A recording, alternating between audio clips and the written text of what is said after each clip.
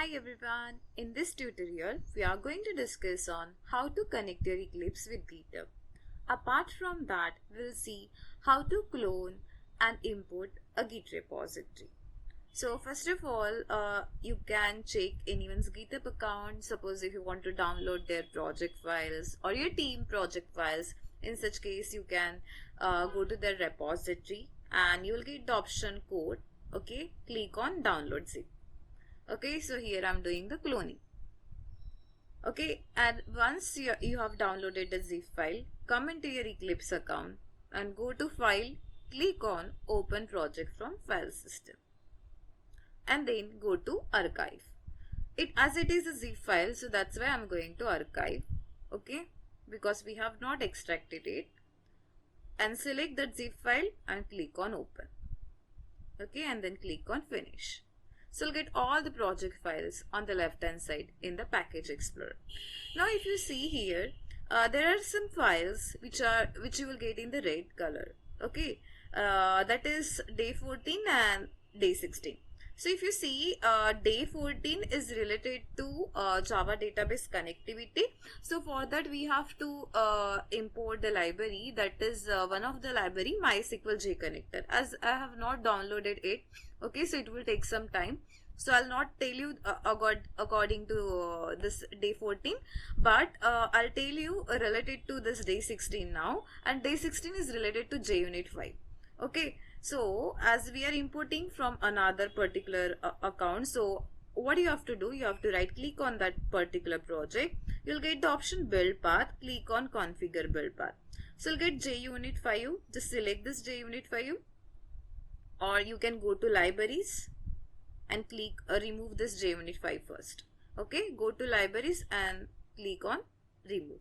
Once again I'm repeating, right click on day 16, go to build path, then configure build path, go to libraries, select JUnit 5 and remove it. Okay, and click on apply and close. Once again go to day 16, go to build path, click on configure build path, go to libraries and click on add library. So as day 16 is related to JUnit, so use the JUnit library and then go to JUnit 5 and click on finish and then apply and close. So that red mark will permanently remove.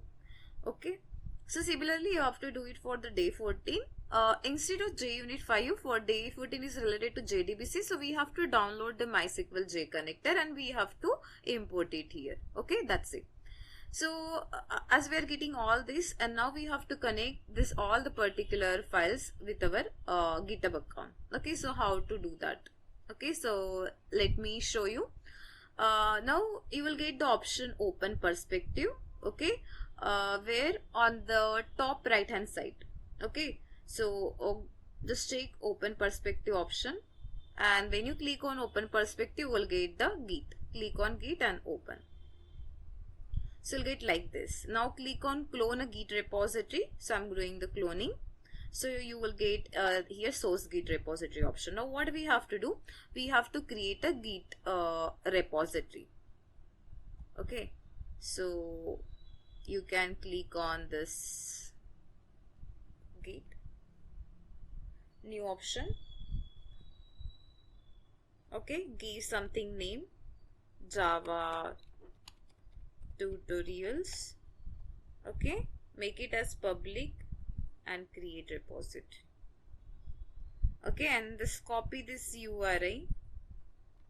Okay, you will get direct option for the copy as well, and just paste it here.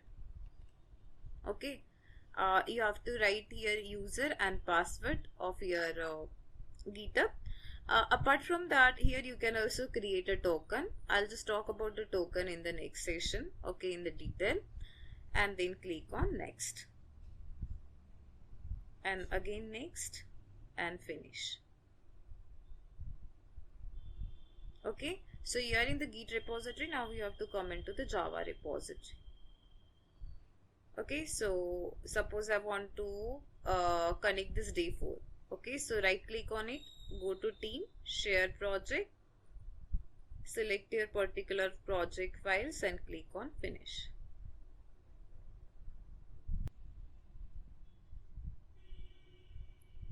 Okay, so maybe you will have a question where there is a Java repository as you are in the Git repository. So on the top right hand side, just besides of opens perspective, you will get the Java repository.